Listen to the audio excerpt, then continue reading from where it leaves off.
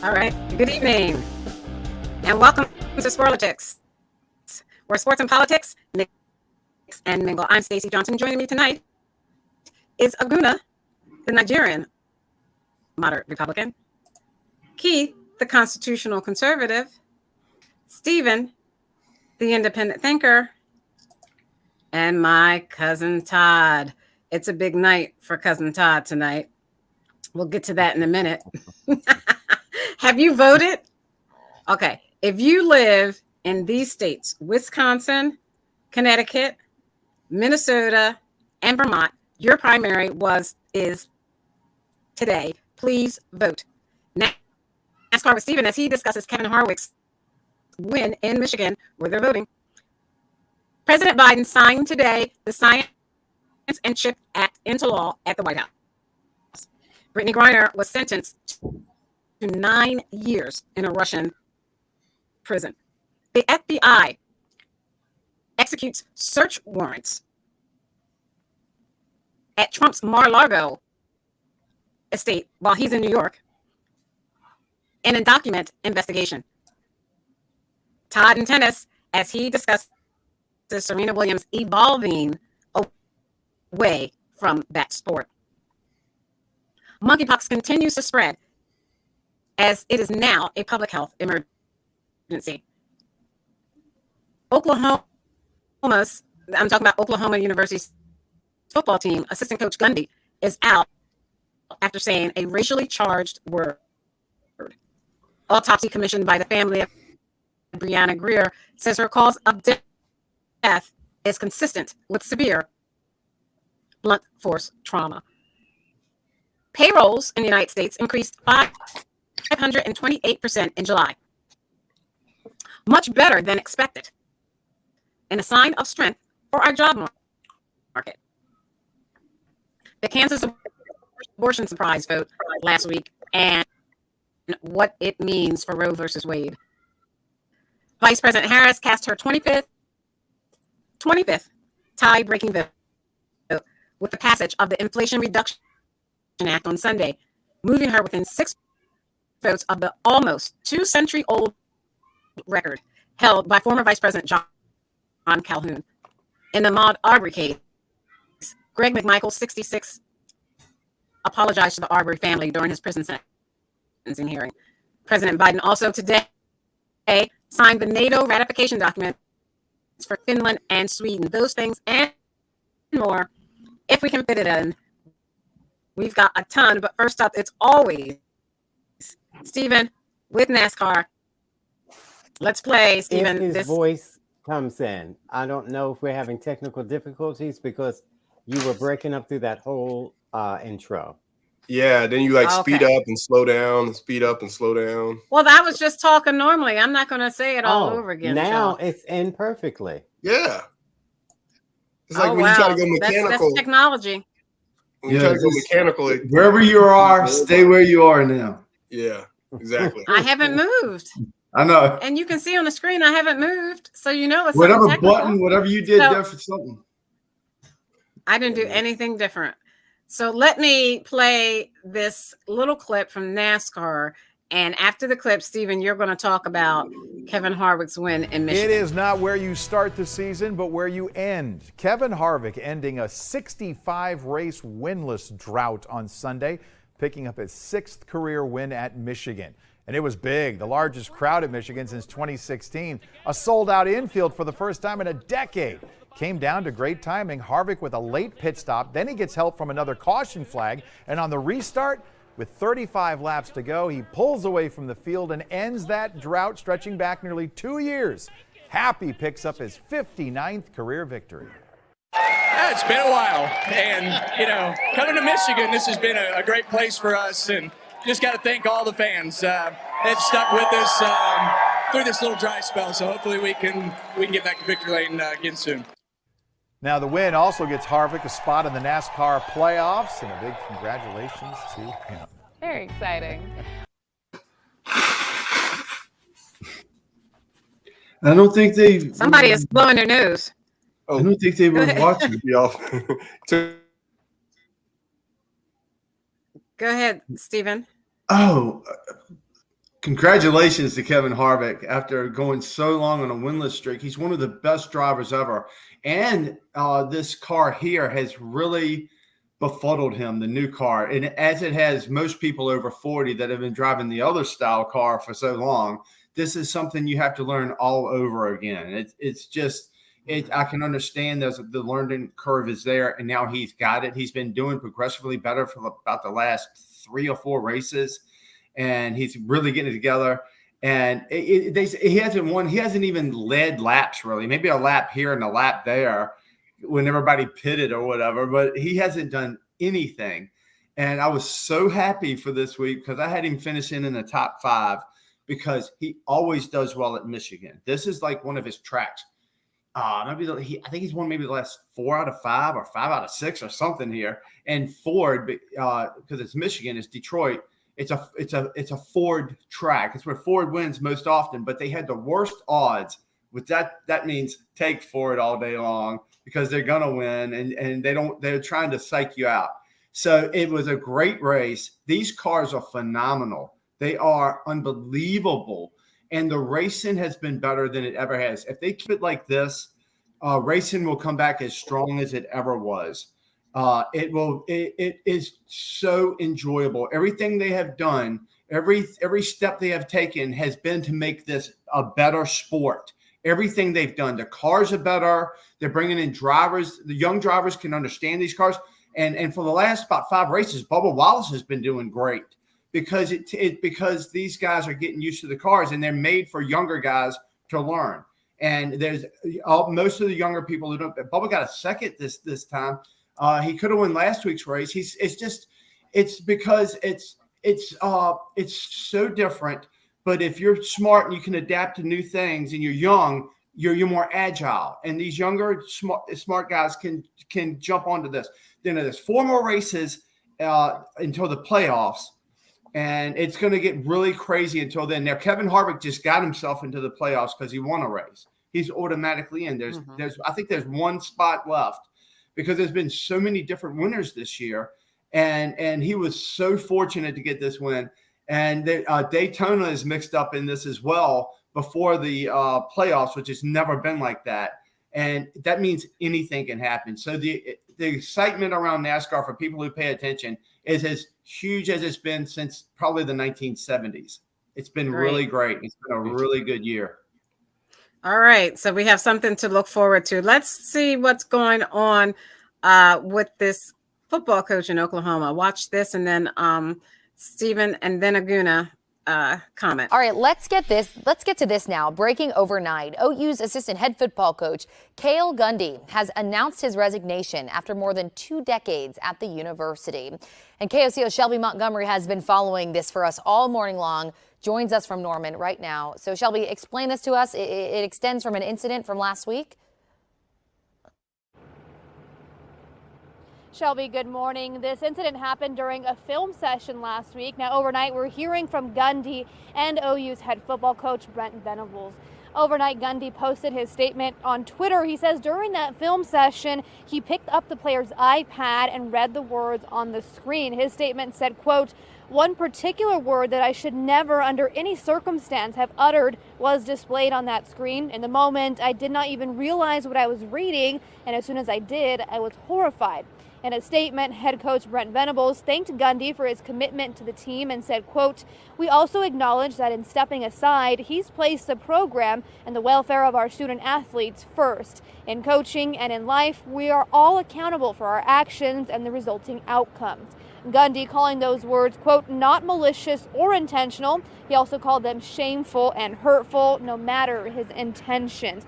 Now, players and coaches are expected to meet here for practice this morning, but we've already been told they will not be speaking about this incident today, but rather sometime this week. Live in Norman, Shelby Montgomery, KOCO 5 News.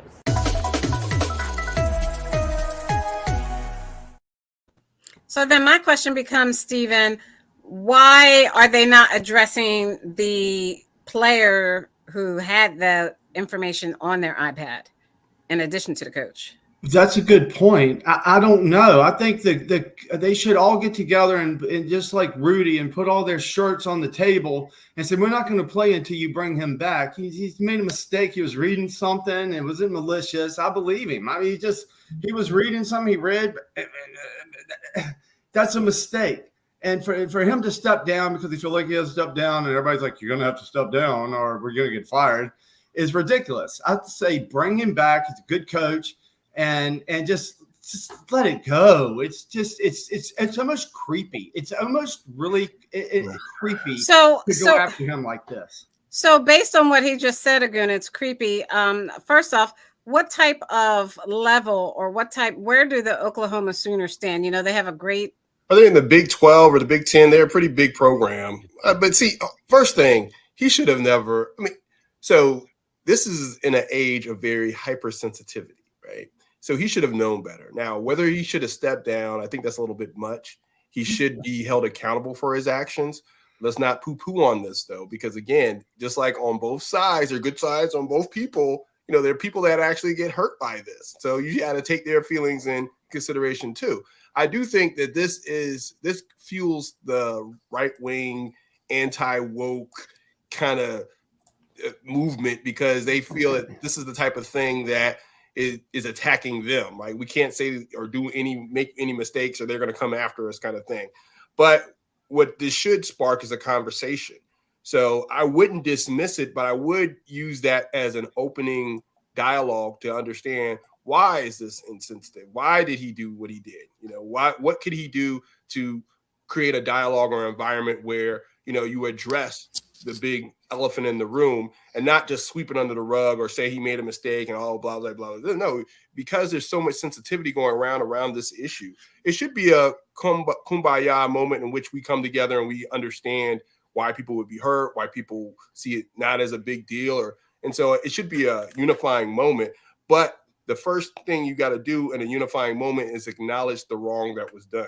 You can't just dismiss the wrong because otherwise nobody's going to learn from it. All right. Cousin Todd, no one's going to ask you about football. We're going to go to something. I want to talk about football. No, you can't. Nobody wants to hear you. Not with a shirt like that. You're talking about soccer shirt on. That type of shirt. That's a soccer shirt. That's not a football shirt. Don't do it. Oh, that is hilarious. This could be an Eagles. Maybe a gardening or never be an Eagles. I like that shirt. I do like that shirt. Runway. Devil wears Prada. Yeah, you don't know nothing about fashion, so let's be quiet, okay? Okay. Welcome back to Get Up. We have breaking news. Serena Williams announcing on Instagram this morning that she will soon retire from tennis. Williams, who won her first match in over a year yesterday, revealed her plans this morning on her social media accounts and linking to an article she wrote in September's edition of Vogue magazine. Here's what Serena wrote on Instagram. Vogue September issue cover. There comes a time in life when we have to decide to move in a different direction. That time is always hard when you love something so much. My goodness, do I enjoy tennis. But now the countdown has begun. I have to focus on being a mom, my spiritual goals, and finally discovering a different but just exciting Serena. I'm going to relish these next few weeks. The U.S. Open begins at the end of the month. We are joined right now by ESPN tennis analyst and, of course, the tennis great herself, Pam Shriver, on the phone. Pam, thanks so much at the last minute for joining us here. And just to get your reaction to this news, is there surprise at all? Not really a surprise. I feel like the year off between Wimbledon 2021, when she injured her hamstring, the loss to Harmony Tan a little over a month ago. And I feel like it was a very conscious decision to make this push towards the U.S. Open. I think in the year off, she realized she wasn't in it long term. But I think for her, the decision to end her career at the place, it overwhelmingly looks like it's the U.S. Open from everything she said. And that's where she won her first of 23 majors in 1999. So I think it is coming full circle. And a lot of times, athletes like to have that feeling of coming full circle and coming out on their own terms. It's amazing as we show in. Okay, Cousin Todd. Okay, I thought she was going to retire this year or next year, which is why I got tickets for the U.S. Open this year. Um, she did well after having a baby. She, you know, what people do after they have a baby, they have to challenge themselves to come back. You know, it's not easy to come back at that age after having a child. So But my question would be, how would you know? Did you have a baby? never you mind whether or not I had a baby. Why is it you Republicans stay in people's snatches? Good Lord. Anyway, Todd, um, you want some tissue, Todd? You want a little tissue? anyway, Just right here under the. she did well, and I like the fact that she's going out at the U.S. Open, and she's had a good career. Her and her sister. Now I think Venus is going to be retiring probably next year. And Venus is older than Serena, by the way. But nevertheless, those girls brought tennis up. People weren't into tennis before Venus and Serena, and now they are. So they've done the tennis world justice, just like Tiger Woods did for the golf world. So I hope, and she says she's doing this so she can have another baby and stuff. So I hope. Well, who said? I never heard her say she was doing it so she could have another baby. Yeah. She said she has to focus on being a mom. No. Why don't you stay out of her vagina? Family. Whoa. And extending her family. So she didn't say that. Hey, Republicans. She said an exciting new Venus. I mean, new Serena. That's what they showed it to. You want me to play this again? That wasn't the only clip. So she's going to have another baby. I believe she'll have it on her own, but she may use a surrogate. But I think she'll have another baby on her own. She's going to expand her family. TMI. So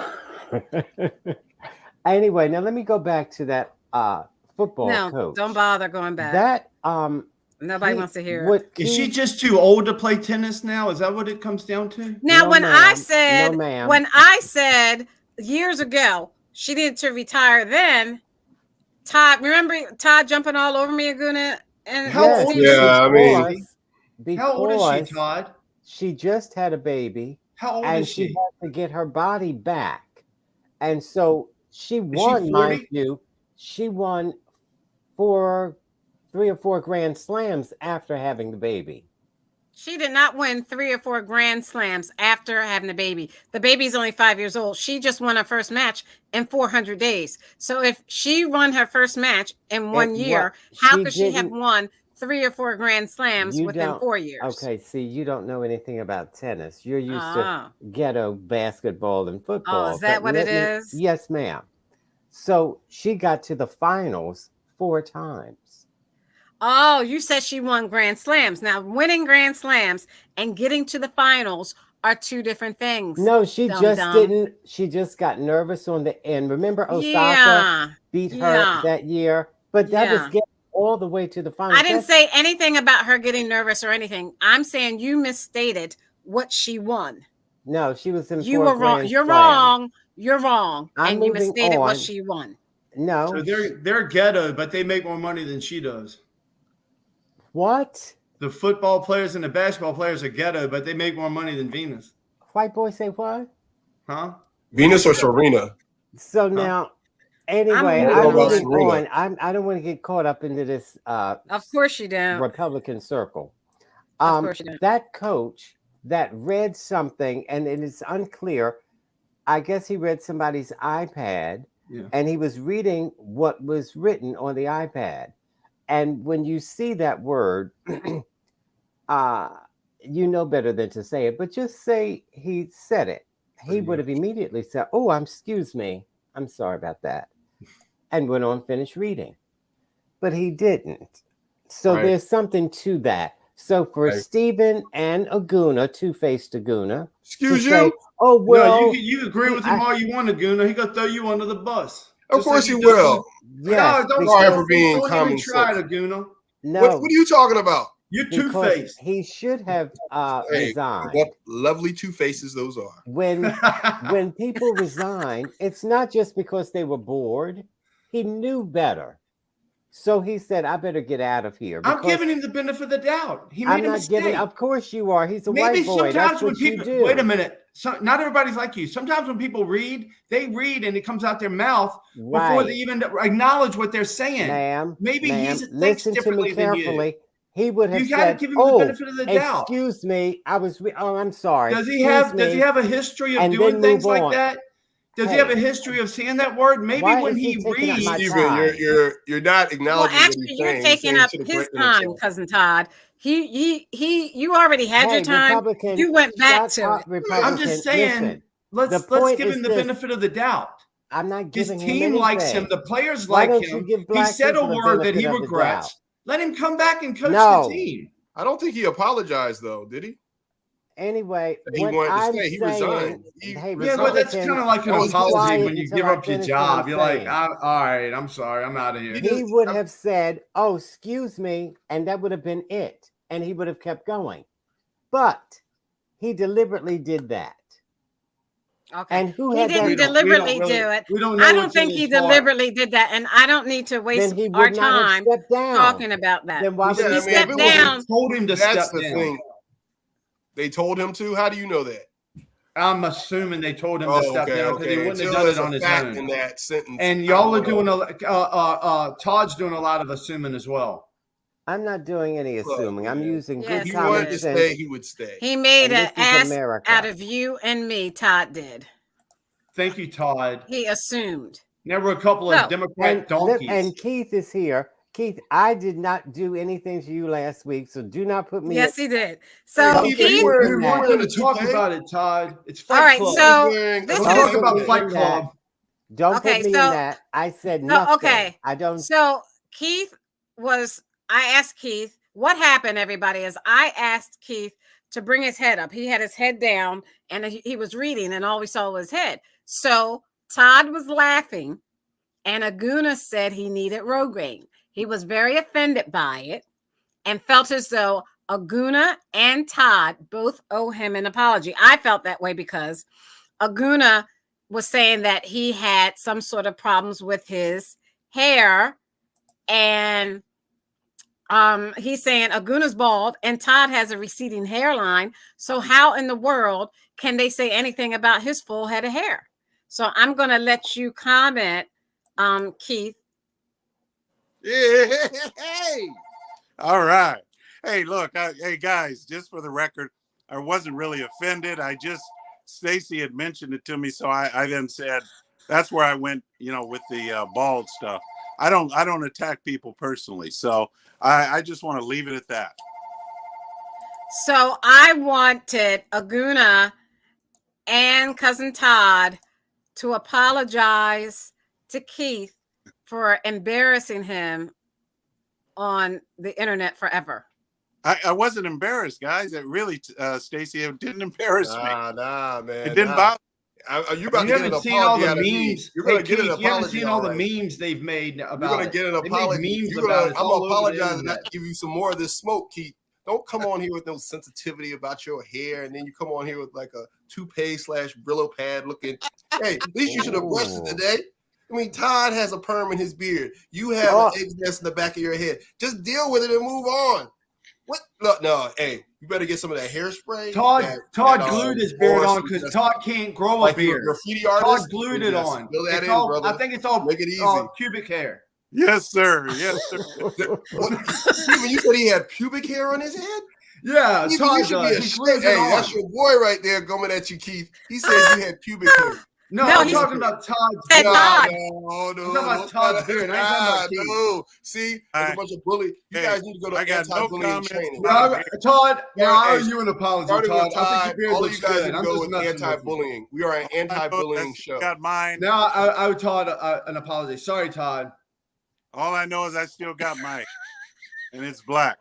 All Well, right. at least brush So it. Do Trevor you dye Reed- your hair, There. Keith? Brush My it. You wife dye your says- hair, brush it. At least My brush wife it, says Keith. we sound like kids.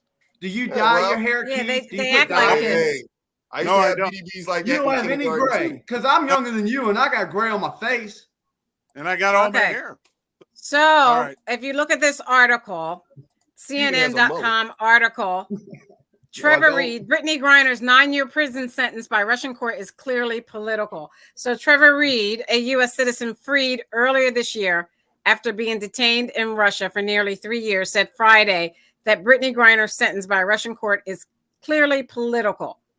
She received a sentence of 9 years of jail time. Wow. She plays there in the off season and was accused of trying to smuggle less than 1 gram of cannabis oil in her luggage. They said, regardless of how you feel about Brittany Griner's case, the sentence is clearly political. There's no denying that. Do you agree, Keith? Well, yeah, I have to say I agree that is excessive. 9 years, man. I mean, we don't get that for killing a person or something, or a lot of times we commit, not we, but I mean people commit crimes here, and they're stealing $1 million worth of jewelries and jewelry. They're out on bail very shortly. Anyway, I'm just going to leave that alone. That's maybe when Trump gets there. When Trump gets back in office, maybe he can get her back. Yeah, when the felon gets back in office. So we're not going to spend a long time on this, but I thought it was important to address. We've got to move on because I don't want us to. We've got a lot to cover tonight. Go ahead, Aguna. What did you want to say? She was looking at 10 years. They gave her 9. And when you're in a different country, you better be smarter than that. You don't go into North Korea and steal a sign because they're going to kill you, like they did that boy, the young boy, about 18 years old, that went there on a college trip. Warm Beer. His name was Warm Beer. You don't do stuff in other countries. You got to be smarter than that. And that's why we don't. If they have strict drug laws, you have to know that while you're there. You want to go make money? Go make money. Don't bring stuff into that country. Be very careful. Don't bring stuff into that country like that. That's a huge Bring mistake. our Constitution back. Bring the Constitution back in America. That's why we need Keith. You've already left it alone. Just leave it alone. Like your hair, leave it alone. But that's what we need. Okay, she's flipping all right. the screen back and forth, getting That's all right. busy. Yeah, every time you put your head down, she flips the screen. Yeah, I guess that's the signal, right? So, that all right. voice. Oh, you can't hear me? No, Can you hear me now? Yeah. The whole time I have my mic on, so I don't know what's going on. All right. Watch this. We're following some breaking news out of Georgia now. The 3 men convicted of killing Ahmaud Arbery are being sentenced on hate crimes charges. Travis McMichael and his father Gregory were both sentenced to life in prison today. In the next hour, William Bryant's sentence is expected to be handed down as well. All 3 men were found guilty on federal hate crime charges back in February. Now, the killing of Ahmaud Arbery made national headlines after video showed those men chasing him through a neighborhood in Georgia and shooting him in the middle of a street. I want to bring in NBC News correspondent Ron Allen and NBC News legal analyst Danny Savalos now. Ron, I'll start with you on the ground there. Walk us through what happened in court so far today.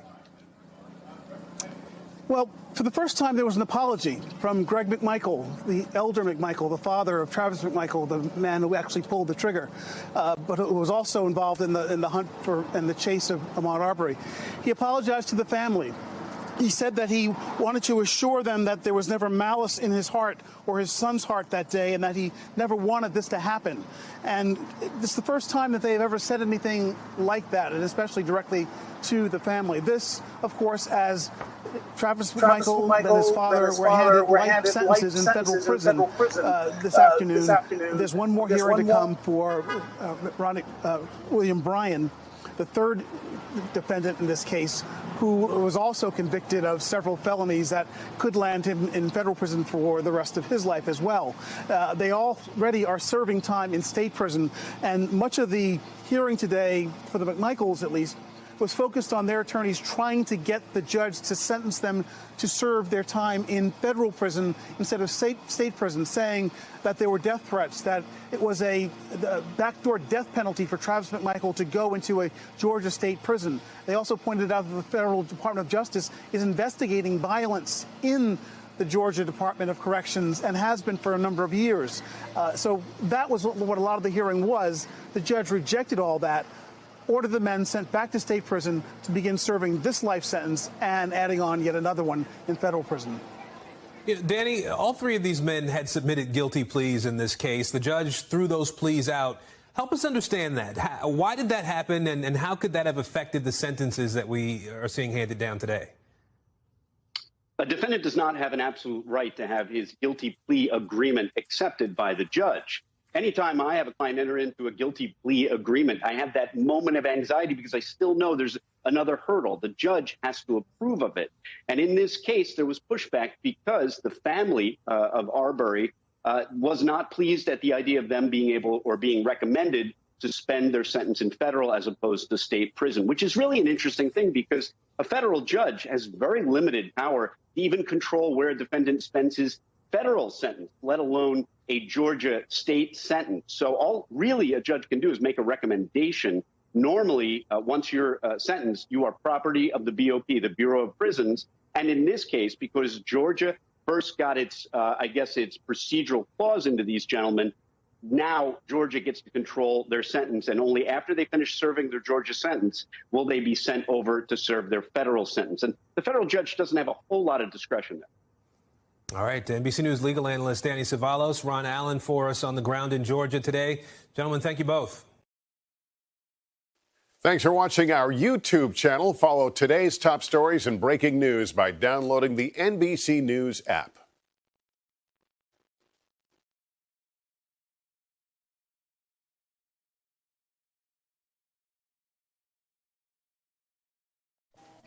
Okay, so Cousin Todd, let's start with you. Is it a backdoor death sentence for the younger McMichael because he actually pulled the trigger for him to go to the state prison as opposed to the federal prison? No. Why not? They're saying they're sending pictures around. They're having these phones they're not supposed to have. They're sending pictures around. They're threatening to kill him. Who cares? So what? That has nothing to do with it. He committed a crime. He's got to do the time, and the state of Georgia got him first. So that's all. That's neither here nor there. Oh, he's afraid they're going to do something to me. Give me a break. He killed Ahmaud Arbery, and he's got to pay for that. Now, this reminds me of Stephen, who is going to flip-flop yet again. This is what he's known for. He said Ahmaud Arbery should have just done what they told him to do. When white men tell you to get on the ground, you get on the ground with a shotgun pointed at you. And so this is America. Of course, Stephen doesn't recognize that unless they're white. And so Ahmaud Arbery had no idea what these sick white freaks were going to do. And so, no, he's not getting on the ground. And I said he was chased. Of course, Stephen said, no, he wasn't. And then he found out he was chased, not only by that truck, by another truck that tried to run him off the road. And so he didn't know what they were going to do to him. So, of course, he's not going to just lay down and allow them to. Anyway, these people were racist. And sometimes racist people don't recognize the way they're thinking is racist. Because if he was a white boy, because there were whites that went into his house as well, they didn't even think about those whites. They never bothered with them. But see, this black boy went in there and, he's got no business going in there. And so, and it wasn't even their house, mind you. And so they shot him and killed him. So they should get life in prison. And the father is the most responsible, the ex-cop. And the son had talked about how his father was a racist anyway. So stupid.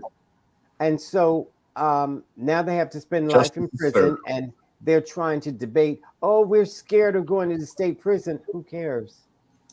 You're going to state prison, and whatever happens to you is what happens to you. That's what happens to jailbirds. Yep. Deal with it. Deal with it, murderers. Okay, so Stephen, do you want to respond to that? The Arbery trial, in which they got 2 life sentences, one federal. They want to serve it in the federal prison system where they feel safer than in the state prison system where they feel they're already getting death threats. It's all redundant because they already have life in prison without parole, and then they put this on top of them. They're like, "Wow, this is more than life in prison without parole." I don't know what that could be. Maybe I'm going to have a reincarnation while I'm in prison. I'm not really sure. But these guys should never have done what they had did. But you know what? I didn't see any white people going into this house. First of all, I just saw Arbery going in his house. It looked like he was casing. But you know what? It's none of my business. It looked like he was casing.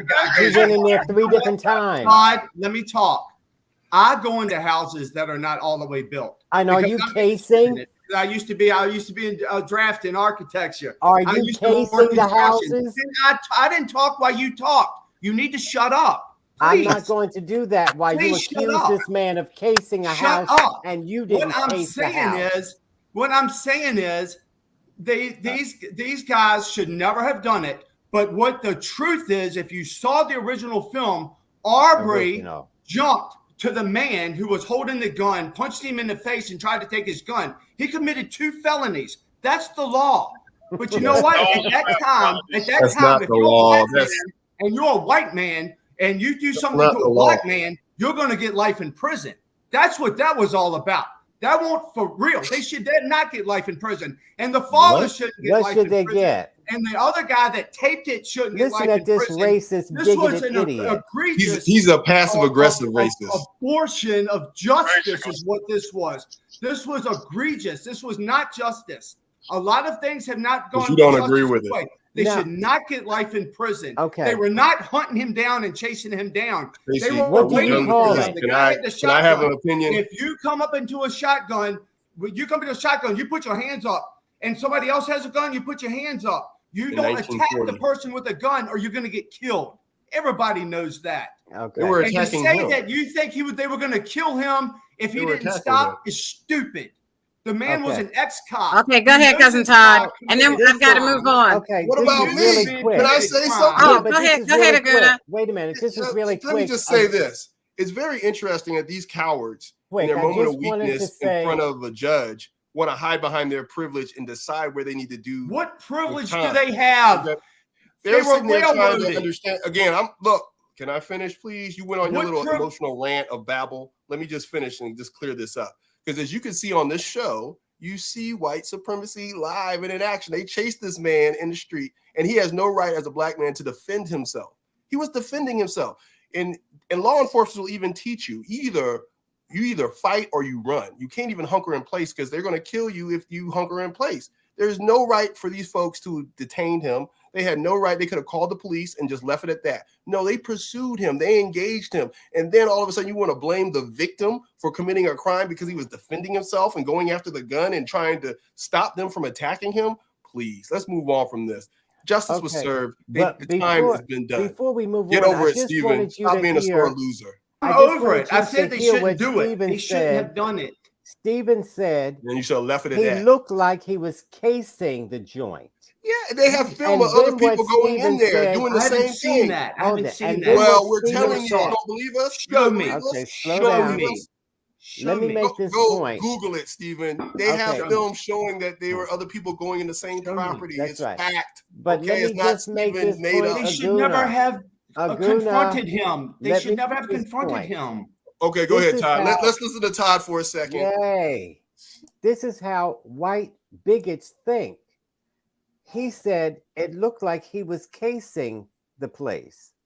Then he said, I've gone into houses that were being built. He's such an ignorant bigot. He doesn't even know how racist that was. So I asked him, were you casing the place when you went in there? No, I'm white. No. Only blacks case the place. Now, what does one look like when they're casing the place? Like you? Much sense. He doesn't get it. It was over his head. It was over his head, Todd. Let me have Keith response, and then we've got Nas on. So, Keith, do you want to respond to this? Yeah, I'll just say, I have to admit, I have to agree with Aguna on this one because That guy, they should have just left him alone. Call the police or what have you. Just leave it alone. There was no reason to have a shotgun, to be armed and take up their arms and with deadly force, use deadly force. And the guy was unarmed. So yeah, I'm gonna leave it at that. Thank you. Nice. Was that hard? Is that hard to be empathetic? Also, why you hear about things like the anti-lynch vision in the anti-lynching law is about people forming or deputizing themselves to be law enforcement and then deciding what they're going to do in the street with another citizen. So if you get a bunch of people together and you say, hey, I think that guy did such and such, and you roll up on him with a gun and then something happens afterwards, you're going to be charged. So that's kind of what leads into, some of that anti-lynching law we see now being put up. But as far as the Arbery case, I mean, it's open and shut. We all know what it is. I'm not going to sit here and have an argument over somebody with something that's already been proven 100%. But you can also see the radicalization of people on the right to where all of these cases, which they've been wrong about, where they're always talking about law and order, and then you see them crying today because law and order from yesterday when their hero, had a warrant served against them. So you kind of see how this works. But as far as them being moved to another prison, that's just a legal process. That's what their lawyer's supposed to do. Supposed to try to get them moved. You make the claim that they're terrified and fearing for their life. Yada yada yada. That's what the lawyer is supposed to do. Now, will he get it? I doubt it. And as far as them being hit with 2 lifetime sentences, yeah, they put things in like that because you still have the appeal process, and you still have the good behavior and all this other stuff to where you can get your sentence reduced in cases of extremism, where you're talking about racial hate, where somebody is killing somebody with the idea of them being black being a primary factor, deciding they were casing the house, and we're going to roll up and become law and order ourselves as citizens. Who deputized you? We did, ourselves. So that's why you get that case. But yeah, man, it's really sad to watch Stephen kind of, deteriorate. Stacey, can I make one last point? One last point for our viewers. Morris Ford, July 25th, 1946, is the last known lynching in Georgia. And so let these bastards rot in the damn Georgia prison for what they did. Let them rot for it. The man, Arbery would not be dead if Arbery had not rushed the man with the gun, and that was federal stupid. Lynching Anybody in on Georgia. this show rushes somebody with a gun. Let them rot in the Georgia prison. Keith, would you rush somebody holding a gun? No, Keith. Get over it, Stephen. Keith, you're not stupid. In a Georgia prison. I said, Keith, they should have left the man alone. Keith, did you hear me say that? I said they should have left him alone. But they should get a hobby. They should have left him alone. See what this radical is? See this passive-aggressive supremacist is saying? They should have left him alone. Let them rock in Georgia prison. Back at the Capitol today, Vice President Kamala Harris cast a tie-breaking vote on Saturday evening to advance a massive spending bill in the Senate. The bill aims to reduce drug and health care costs while spending billions to combat climate change. Lawmakers are now debating amendments to that legislation, and those debates could push a final vote past midnight tomorrow. Michael George reports. It's a working weekend on Capitol Hill, where the Senate has convened to debate and vote on a sprawling bill called the Inflation Reduction Act. The bill contains provisions aimed at some of President Biden's domestic priorities, including lower health care and prescription drug costs. It also includes nearly $370 billion in spending on various climate change programs. Democrats say it would be the biggest investment of its kind in U.S. history. To reduce greenhouse gas emissions not only does the right thing for America, it sets an example for the world. Despite all the excuses, there's no excuse for ignoring climate change. Republicans unanimously oppose the legislation. Higher taxes, bigger government, more inflation, and fewer jobs. This is a bill whose time has not come. The bill is not subject to a filibuster, but advancing it will require the support of all 50 Democrats and a tie-breaking vote by Vice President Kamala Harris. The GOP plans to introduce dozens of amendments in an effort to slow or even derail the process. We have a bill which is a delicate balance between the moderates and the center left and the progressive left in our conference. And any amendment to that bill could kill the bill. A final Senate vote is not expected to take place until late Sunday or even early Monday morning. If it passes, it would move on to the House for approval. Michael George, CBS News, New York. Okay, let's start with Keith. The Inflation Reduction Act. I don't believe it has passed yet, but this the Senate did pass it. Kamala gave her vote. She passed It's it, but I don't passed. think It it's goes gone to the House. yet. It's going to It the hasn't House. gone to the House. So everyone knows from high school civics, it has to pass one chamber, whether it be the House or the Senate, and then it has to go to the other chamber, whether it be the House or the Senate. It has to pass both chambers, and then it goes to the desk of the president where he signs it into law. That's our process. But according to this New York Times.com article by Paul Krugman, it says they really did it. The Inflation Reduction Act, which is mainly a climate change bill with a side helping of health reform, passed the Senate, and it will easily pass the House. So this is a very big deal. And Cousin Todd, I'm going to share my screen, and I want you to tell us and tell our listeners why this is such a big deal. Wait a minute. I thought you said me. Well, before I share why the big deal is, I want to say to you Republicans like Stacy, how much do you pay for gas? Stacy? Aguna, how much do you pay for gas? Stephen, how much do you pay for More gas? than I did when Trump was in office. More than I did when Trump was in office. Every week, Stacy says this. But this week, she decided not to say it. Could it be because gas prices are dropping? Yeah, temporarily. But they're not dropping enough. I'm still paying $4 in the Philadelphia, New Jersey, Delaware area. I'm still paying $4 and something a gallon. Keith, in California, Steven, you how don't much know are you paying per gallon for gas? Yeah, we're still paying over $5, close to $6. And by the way, when they're taking oil, they're taking gas from the reserves. That's like me No, taking. they're not. That's just a fraction of what they're doing. In savings. That is a lie. They are. That's not how it works. Whoa.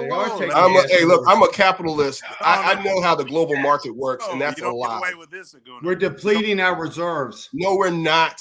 All right. It's ridiculous. Okay, so wait a minute. Market. No. Go ahead, Excuse Keith. me. Let's let Keith finish. Can we let Keith finish? I'm gonna lie. We're gonna let Keith finish. I'm an economist. Why would I lie? Go ahead, It's about Keith. money. Okay. Go ahead, Keith. You have to mute them. So You're a liar. You're gonna have to mute everybody. ahead, Listen, Stacey, I just want to say that they've been going into the reserves. That's the only reason that the possibility of these prices lowered a little bit.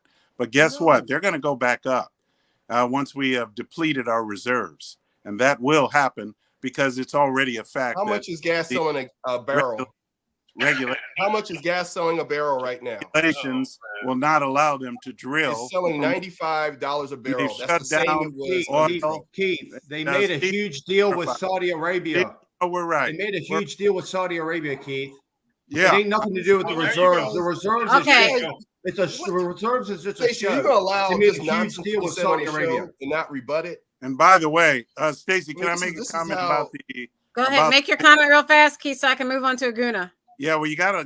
Guna's already talking. I mean, what is this? All right, but anyway, the thing is, I just wanted to say about the bill, that's going to the House. I have to say that it's really interesting. I'd like to see Aguna weasel out of this one. He's the expert. Whenever government, here's the basic concept: when government takes money out of the economy, by way of taxation and by way of regulations, they are taking money from the producers, which are the American people, and they are putting it where? Where are they putting it? Storing it up so that they can spend it or give it to foreign aid like they do Ukraine. Okay, so that is not going to help the economy of the United States. It may help the economy of China, but that's not the principle that we should follow, and that is my opinion. Lord, give me the confidence of Keith All right. So I don't know anything, and I'll just keep talking. Like I know. The only problem with Keith is, and I'm gonna just keep going with all the confidence in Keith. Keith is still trying to live through the 1980s and apply 80s politics today, and it's just not the same. We have a global economy. Individuals like you and me, we can invest in the global economy. We can own ExxonMobil stock, who had record profits despite oil barrel prices. I'm not talking about the price at the pump. I'm talking about the price that the brokers pay in order to gouge and set the price at the pump. And that's why Joe Smo public like you don't understand how gas prices work. They're trying to recoup their profits because they hadn't gotten profits during the pandemic. So oil companies are making record profits. And guess what? The supply hasn't even changed. So what does that mean? They're setting the prices. Anyway, we get back to this bill. Let's talk about the bill where people can understand. The Democrats have finally done something from the Republican playbook. And that means is just brand something as an inflation reduction and then push your agenda through it, as if it's going to impact inflation. Now, some things may impact inflation because they did a lot of things for climate, which can create alternative fuels and alternative industries, which can create jobs, which can do all these trickle down things that typically Republicans would agree with, right? But at the same time, because of the polarization in Congress right now, anything getting passed is seen as a win for Biden. Any functional government right now is seen from the right as something that the left is doing to destroy the country. So the Republicans have it easy because they don't have to govern. They just have to sit and try to stop everything. The Democrats, however, have to get legislation done. Traditionally, they've done that in the past. They've tried to compromise. But now that you have this polarization and this Trump cult driving the Republican Party, these things have to happen on the Democratic side where they're rebranding something and they're pushing through their agenda and they're pushing through their legislation. And oh, by the way, it's proven through voting and other things that the legislation that they're passing, such as, capping, insulin and healthcare access and doing things for veterans. I mean, these things are popular in the public eye, but because Republicans are being now the party of culture wars and not the party of policy, you're seeing things like the Inflation Act, which is getting pushed through because it is the Democrats' agenda. Okay. So, Stephen. Did you get that video that I asked you for? Keith, this is not your show, Keith. Let's keep moving. See, Stacey, hey, look, no road game. No road game. Let's keep moving. No, see, Stacey, that video was very important. You should have had that.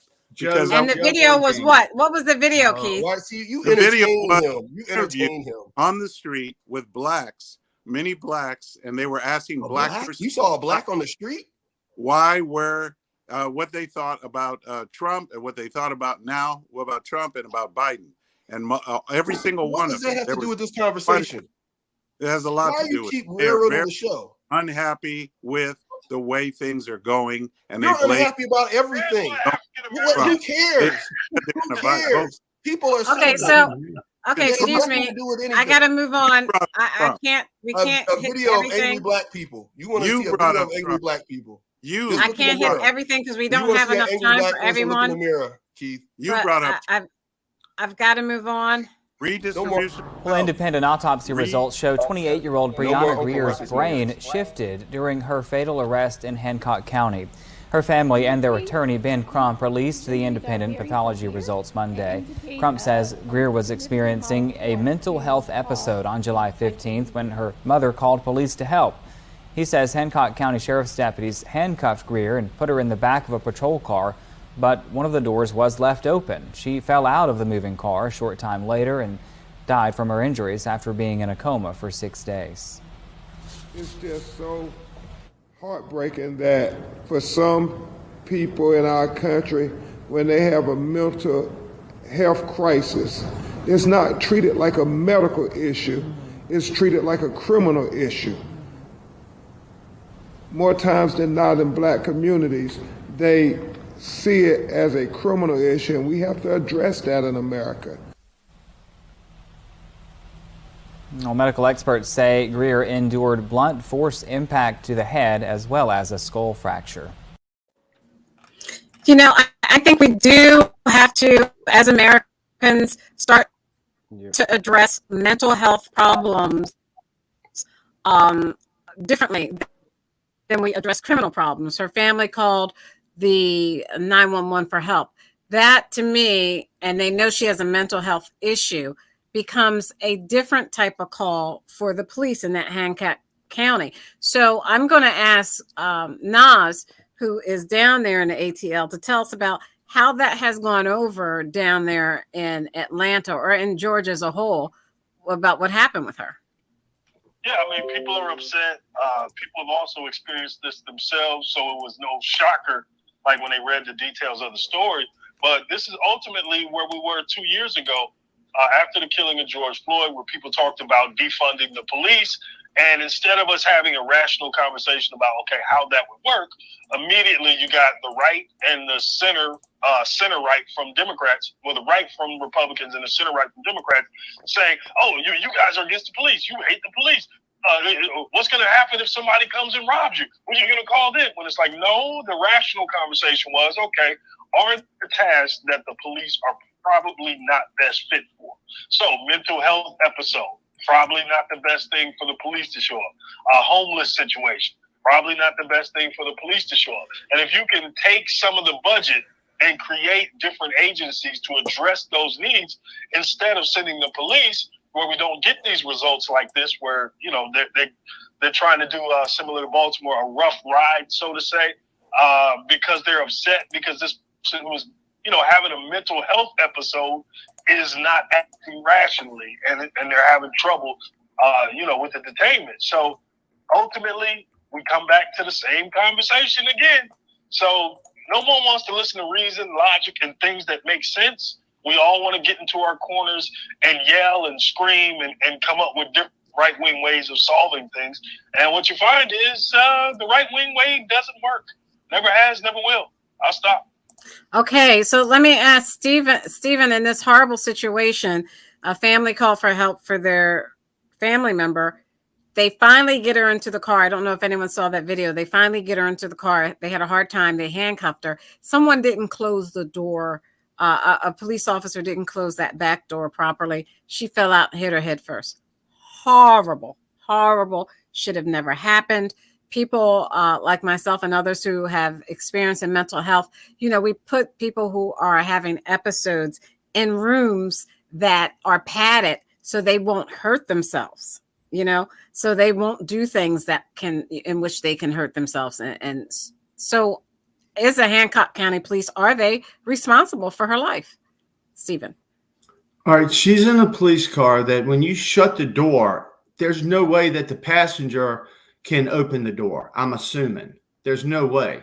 And somehow somebody left the door not closed all the way. Slightly ajar all the way. That is so bizarre. And the fact that they did that is they're culpable. They're culpable for her death. Something I don't know what needs to happen. I don't see any malice in it, but it just seems like a really, really bonehead mistake to make. And then somebody dies from it.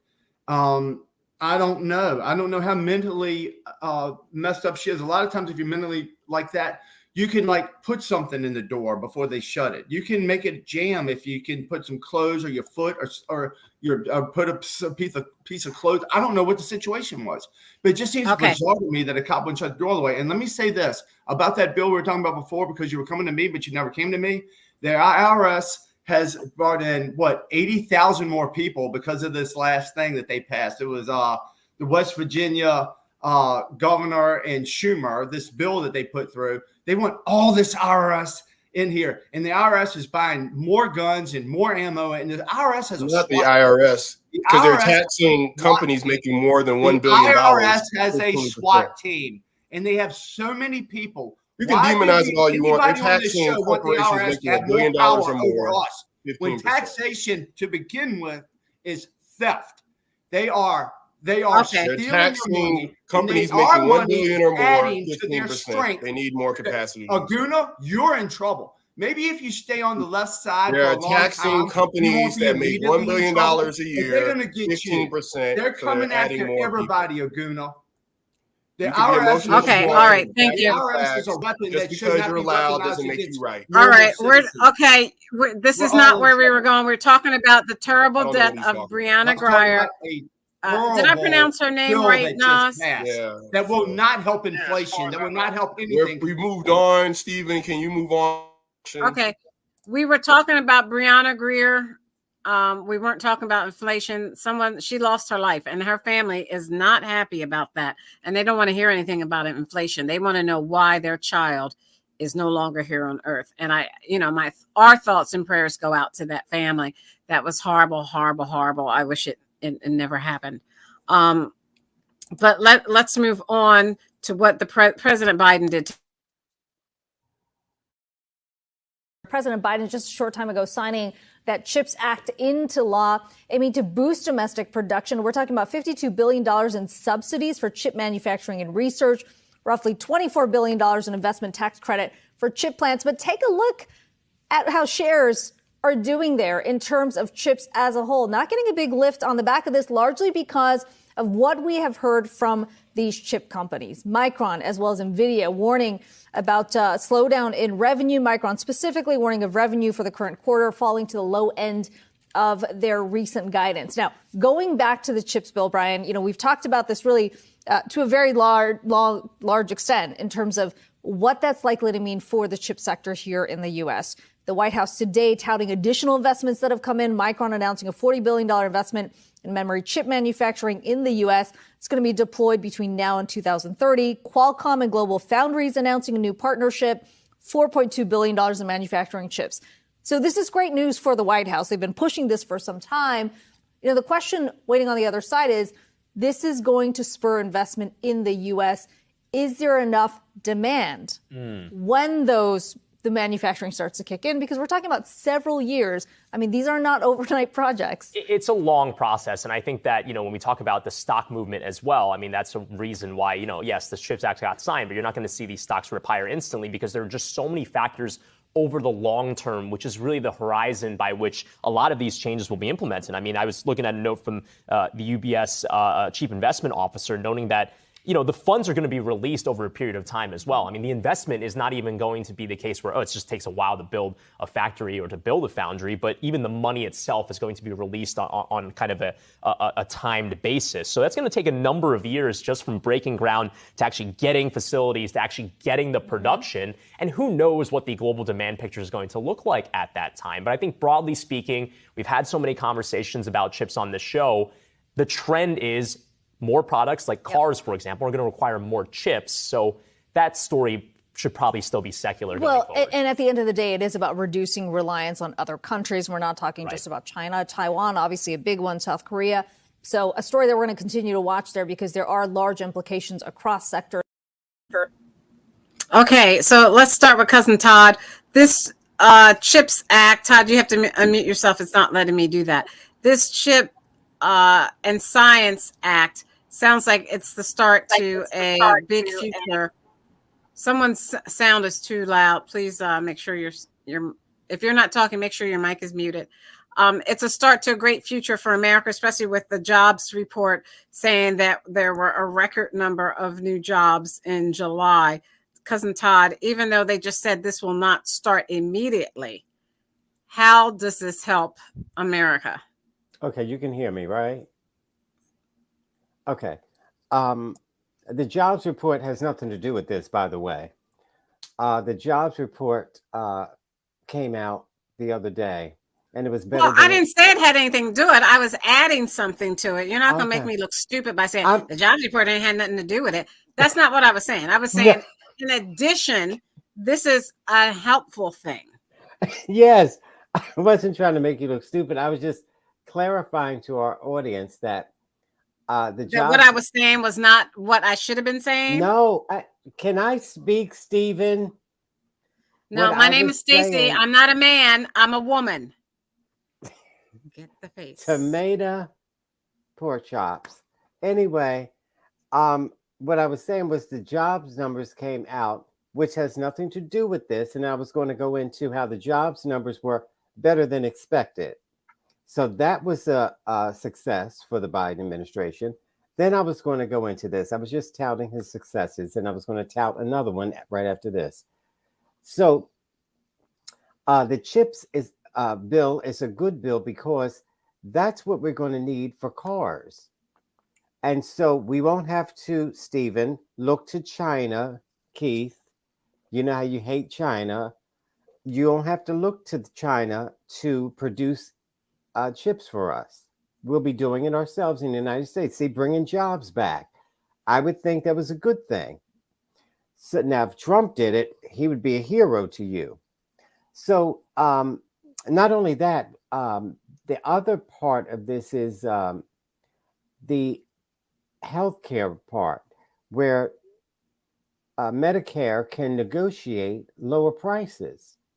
Now, if you're being reasonable, you would say that it's smart to lower drug prices. Why should you pay an arm and a leg for your drugs? And I'm But at the sure same time, Cousin Todd, what this act did not do was lower insulin for diabetics. Well, we're talking about two it different did. acts. We're talking about the CHIP Act. That's right. And, But I was Oh, yeah, I'm touting sorry. all of his But he was accomplishments. talking about, that's right. Todd. Todd Aguna went Focus. off and sidetracked into healthcare. No. You're Then missing some I very key responded components about of this bill, this CHIP Act, that's very important. In I- particular, because of the supply chain issue with Taiwan and where these semiconductors are typically produced right now versus in the future.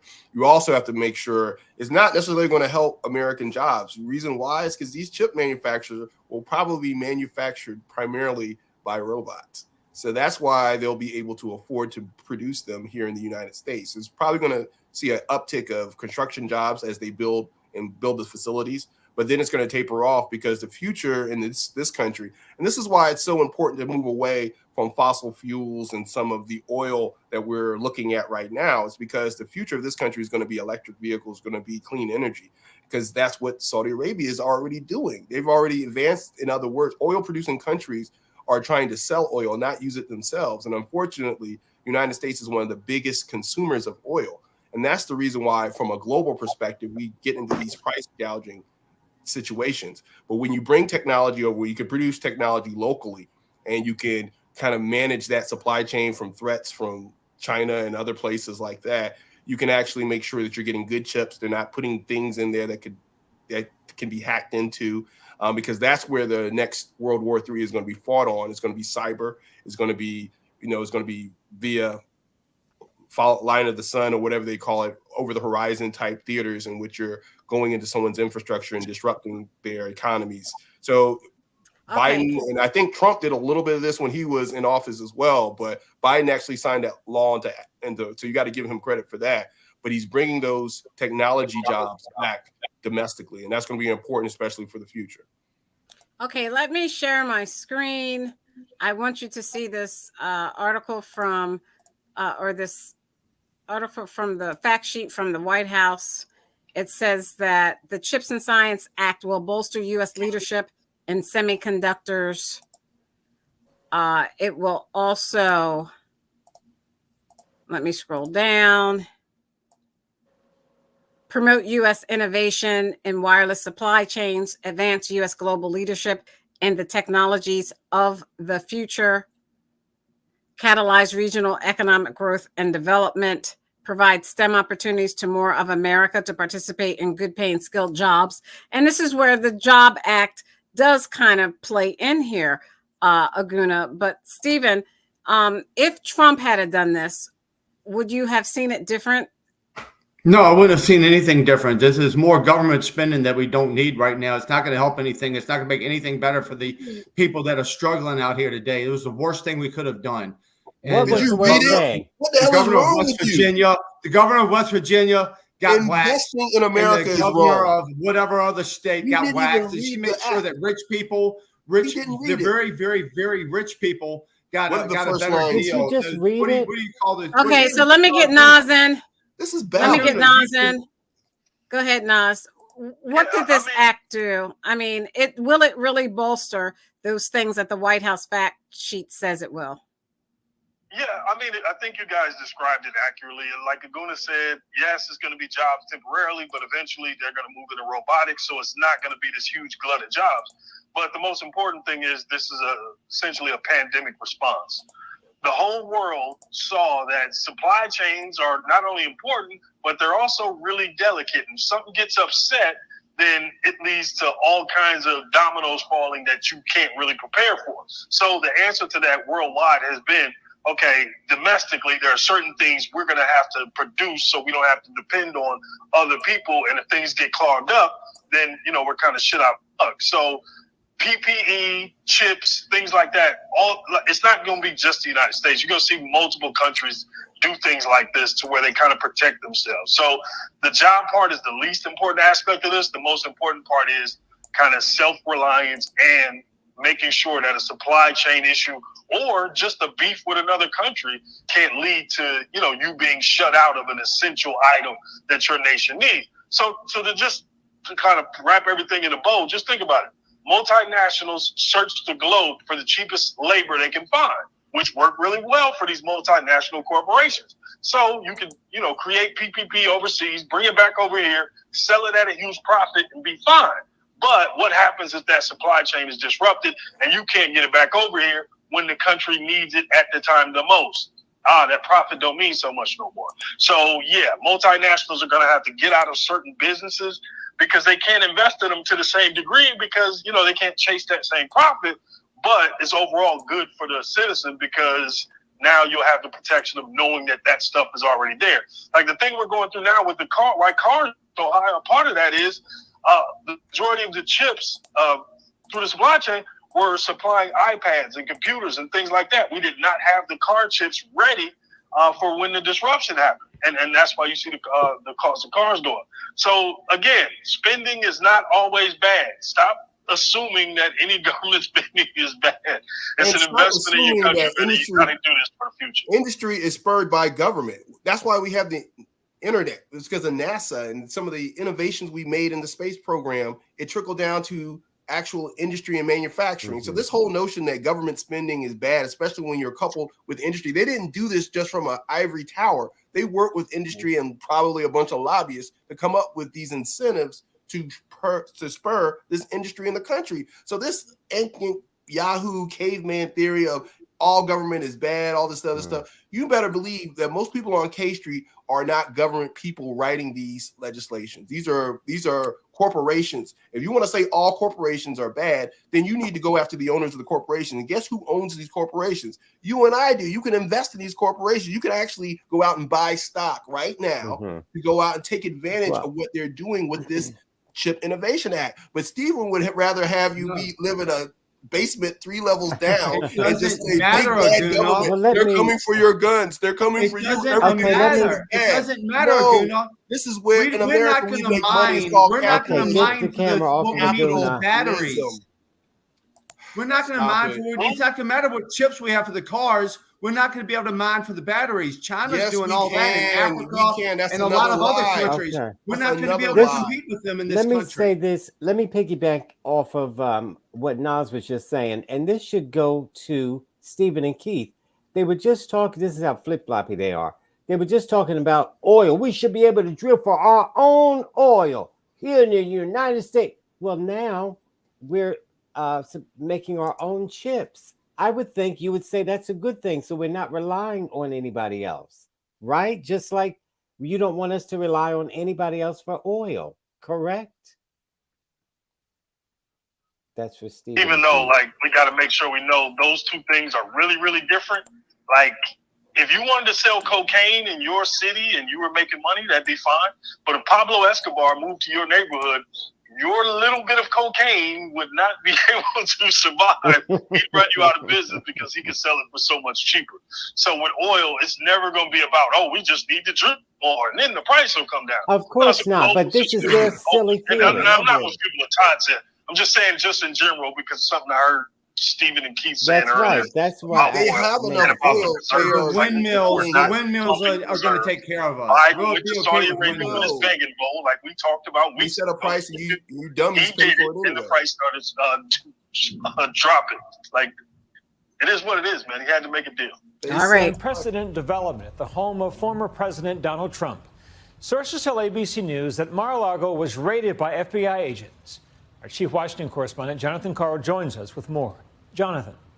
Byron, this is quite a development. Former President Donald Trump says that his home in Mar-a-Lago, Florida, was raided by the FBI. In a lengthy statement, he says that agents, quote, even broke into my safe, and that his home, quote, is currently under siege, raided and occupied by a large group of FBI agents. No comment tonight from the FBI, although federal law enforcement sources tell ABC News that the raid did happen and is related to allegations that Trump improperly removed documents from the White House.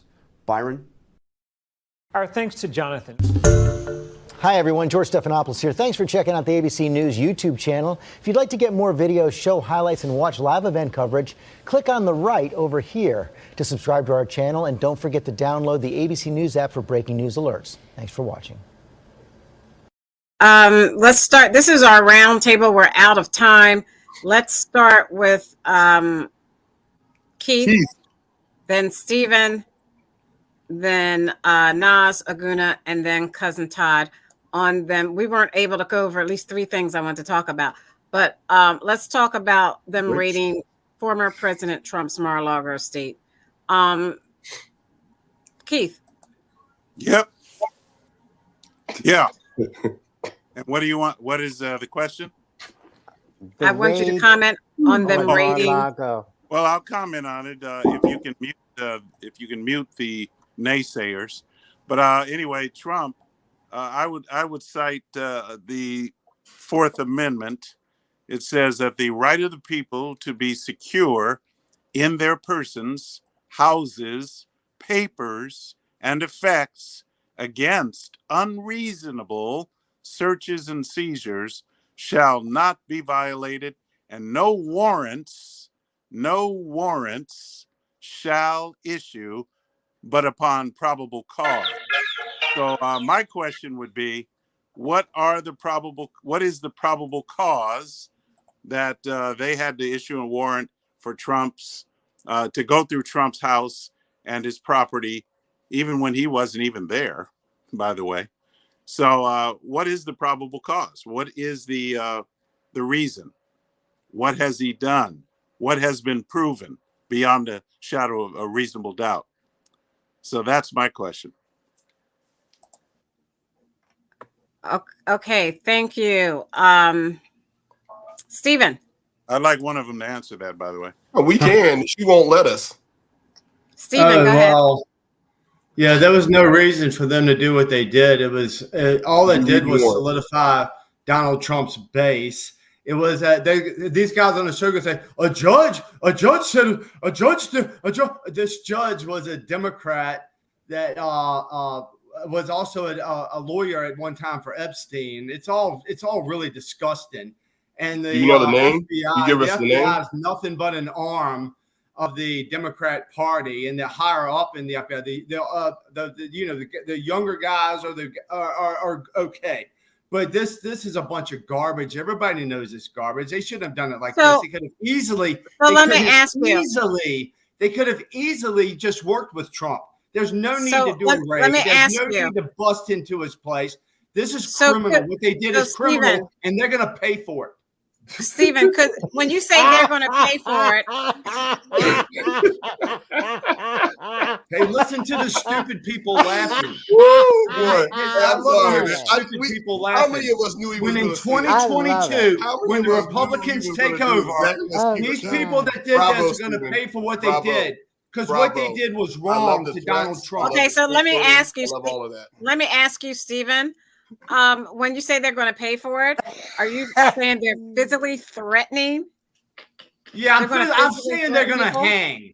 They're going to hang from their necks, and then they're going to shoot them, and they're going to drag them behind cars, and then they're going to bring them back to life, and then they're going to cut their heads off. What do you mean they're going to do anything physical? That's why he's in the basement. That's why he's in the basement. What the FBI has done to Donald Trump, because I was on the bottom floor. I understand. Y'all know this show, anybody can go back 10 years or 5 years or 4 years, how many years? And when I am a never Trumper, and I'm the one on here saying this, we need to try to impeach him, even if he didn't do anything wrong.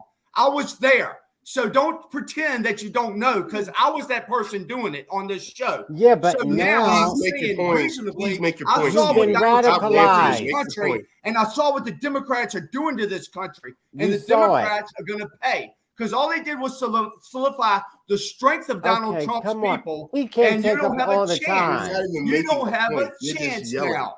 This was the Okay. dumbest thing the FBI could have Bye, done. Felicia. Was By following the get law? people riled up. Following Keith the was law. not a Trumper. I was not a Trumper. Keith We were was for so. Ted But Cruz. both of you We guys, weren't for, y'all we weren't yahoos, for we don't Donald care. Trump. But We don't care. originally, All but what I'm saying All right, now so is let me the ask FBI Nas. is a stooge of the Democrat Party. And Now they they are. need Now to be they are. brought When down. Trump was in office, it wasn't. All They right, so weaponized Nas. it. No, if Now Trump they're did Nas. anything, if Trump weaponized any group, I'd be against Trump. I was scared Trump But you would do wouldn't it. He even didn't. acknowledge that he The did. Okay. You let Yeah. Stephen go on for 4 hours. All right. So my question to Nas is, could the former president be charged with violating the Espionage Act because he took a lot of documents out of the White House? Well, more than anything, it's what documents he took, not how many. So we're talking about supposedly top secret things, classified things that he may have liberated to his home. So the danger in this is, like, when you go after a president, you can't miss. So all of the I's have to be dotted and the T's crossed. And remember, for a judge to sign off on a federal warrant like that, it means that they had to show exhaustion, which means they had to try to work with him before. Exhaustion being a legal term, meaning you tried to work with him before and you went up to the brink of what you could do without physically being there and taking the items or searching for the items. So this judge that Stephen is criticizing, this is his career. This is his life. If this goes the other way, that judge is going to see like a mark in history like you've never seen before, as far as like somebody being discredited and shunned. Now, knowing that, the likelihood of him signing this because he knew they had the goods and because they brought forth a case to him that was so strong, he was willing to put his whole reputation and livelihood on the line. Because there's one thing about Trump we all know. He will sue the hell out of anybody if he can. So in this case, the fact that they stepped out so strong, the fact that they did come to visit him, and no, it wouldn't matter if you were home or not, if the FBI has a search warrant on you, and no, this is not a violation of the First Amendment, Fourth Amendment, as Keith said. He said no unreasonable searches. Unreasonable, very important word within that discussion. Meaning they used every legal channel that they could until they got the document to do what they needed to do. Now, the question to the Trump supporters ultimately becomes, at what point do you throw him overboard and go ahead and ride the DeSantis train? Because this is over, man. He's not going to be able to raise funding like he could before. He's going to have legal trouble beyond belief, and I don't know if he actually has money for the legal trouble he has as far as the payments he's going to have to make. And look, you just got to give it up, man. Your guy wasn't that smart. And he made mistakes, and they were able to wait and slide and just wait till they wrapped him on the hand. Nixon went away quietly.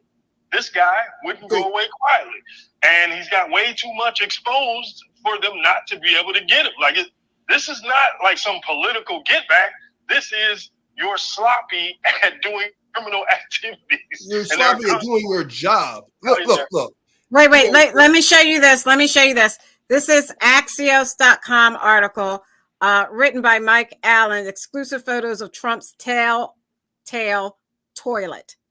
It says, remember the toilet scoop in Axios AM earlier this year? Maggie Haberman's forthcoming book about former President Trump will report that White House resident staff periodically found wads of paper clogging a toilet and believe the former president, a notorious destroyer of Oval Office documents, was the flusher. Here are the toilets, and here are the documents, as you can see at the bottom of the toilet. Go ahead, Aguna.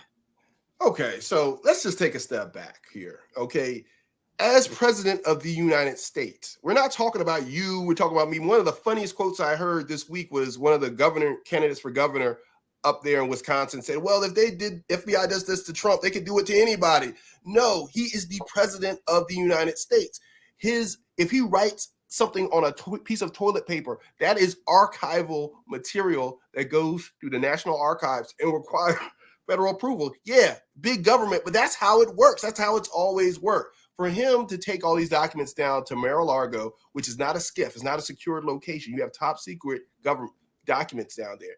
The archives requested them to be returned back in January. He only sent back a few items. He didn't send back all of the stuff. So they went down there and got it. It's government, it's the country following its laws. It's not big government going after Trump. They went down and got top secret material that he should have never had. He didn't follow protocols. And if you guys just think about it and stop being so political, if this guy is so sloppy and so dumb and naive to hold top secret documents at a golf course in Florida where all these foreign people are coming in and out of, and it's a national security list, if he doesn't take attention to detail on something like that, in which there are protocols and there are processes and procedures in place and there are actual threats to national security, why would you want him to be president again? What else is he not going to take attention to? And if he doesn't give a damn about following the laws of this country, what makes you think he gives a damn about you? And yet you guys rather look like idiots defending this nonsense on this show day after week. It's the same thing. You guys are defending a guy that wasn't qualified to be president, and you guys look like idiots when you sit here and try to justify it, like Stephen is now. Okay. Idiot. Thank you. Cousin Todd. Okay, am I on? Go ahead. You can hear me, right? Okay. This is the thing for Stephen and Keith. Now, at least talk to the viewers. Don't talk to these guys. At least you can be fair, Keith and Stephen. He should not have taken those papers from the White House to his house. That's all we're saying. He was not supposed to do that. That's all. Give the papers back. And so, they said, hey, you're not supposed to do that. Remember Hillary Clinton with those emails, and you know the story. There was classified information and blah, blah, blah. So you wanted her. They never raided her house. That's because they asked for the stuff back, Stephen. He wouldn't give it back. They never raided her house. He never gave it Yeah, back. he keeps repeating that. Donald Trump was working with them. He broke the law. This is raid his house. More BS from the FBI. This is total BS. Stephen is an idiot, man. So, you're an idiot. You're an idiot. Yeah. And you're on the side that's going to destroy you, and you're too stupid. Listen at him. Yeah, we're gonna have a hard time getting a lot of these people out of this cult, man. This is a cult. I know, but and I don't think you can get him out of it. But the thing is, Stephen used to be a little more reasonable. Now, what I just said was he wasn't supposed to take those papers, and Stephen would have said back in the day, "You're right. He should have never taken them." So now they've asked for them back. January, they sent 15 boxes. Can you imagine? 15 boxes of papers. Well, he still had more, and he won't give them back. So they had to go and get them, Stephen. That's all. So they got a judge, and they went to get them. That's all. What is he saying? They had a warrant. Show me the warrant. Donald Trump has the warrant. Nobody's seen the warrant yet. Donald Trump has the warrant. He can show it to you. He has the warrant. He can show it to you if you want to. He can show you the warrant, but nobody else. He's not. Donald Trump isn't showing you the warrant. Show me the warrant. He has it. Donald Trump. All right, we're out of time. Cousin Todd, are you finished? Thank you. It's like he can show you his taxes. Todd, pop your collar. Pop your collar, Todd. Look how crazy he is. Let me make Todd, one more. Go ahead, Keith. And I don't care what you say, Stephen. You have a mullet. Let's just say this, guys. Can we all agree that since you say that the warrant, the purpose of the warrant was to go and get the papers that we he don't stole? know. We haven't seen the warrant. So I got a mullet. Is that what you're saying? I got a mullet. What? We Go haven't ahead, seen Keith. the warrant. Keith, make your point. Okay. Hurry up. We're out of time. My point is this: if they got what they wanted, if they found what they wanted, then let's see it turn up in the next few sessions. Let's see if it turns up that let's see what happens. Yeah, let's see. Fair enough. Fair enough, You Keith. realize that's what's going to happen. This is my mama. You know, that's what's going to happen anyway, right? The sun hopefully will come up tomorrow. Why do We'll you know think by that's tomorrow. Let's see. Hey, Todd, put your collar up. Put your collar up. All right. Right, Nas. Go ahead. Let's see if it comes up, Nas. Let's see if it comes up in the next commission. The We're next out of time. meeting. You guys are hunting for a conspiracy that you What can do you love. think it did this practice? We're All not right. scared, okay? I'm going We're to not pause this scared. for a minute so I can Independent talk. thinker. We're out of time. To our first responders in our communities, you make our lives livable. Thank you. Thank The you. Thank man you with the to our women mullet. and men. Can you hear me? Your thing is doing that again. I don't know what you just. Okay. All right. Let me make sure it does not. All right. Can you hear me now? To the first responders in our communities, you make our lives very livable. Thank you. Thank you. Thank you to the women and men of the U.S. military and all that you do and sacrificing your life so that we are free to choose to say whatever we want to on the show. We are forever indebted. On behalf of Aguna, we are also on YouTube. And thank you, Nas. Todd, really, really appreciate you. We'll see you next Todd. week. And your Good shirt. night. Appreciate you. We'll see you love you, next Todd. week. And your Good shirt. night. Dance, Keith. Come on. Come on, Mandalorian. Come on, Keith. Are you gonna dance? Hey, do the Trump shuffle. Steven, you are crazy. I didn't know I'm gonna you were do so the Trump crazy. shuffle. You can't make this stuff up.